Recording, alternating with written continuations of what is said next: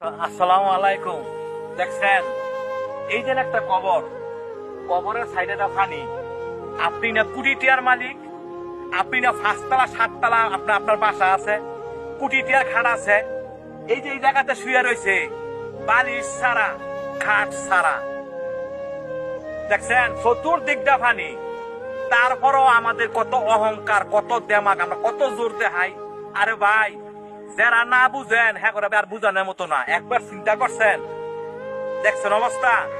আপনি এত আদর করে রাখতেন, আপনার সেই লোকটা বই থুয়ে গেছেন।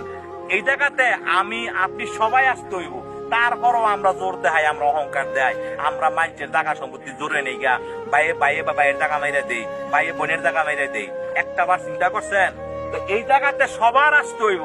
আসলে দেখেন, এদিকে আসো, এটা দেখেন, দেখছেন পানি, দেখছেন। তারপরও আমরা জোর দেখাই। তো ভাই, আপনাকে হাতে ধরি পায়ে ধরি যারা মানুষের সাথে জোর জুলুম করেন, করেন না ভাই। বালিশ ছাড়াই এই জায়গাতে শুইতে হইব, বালিশ ছাড়া।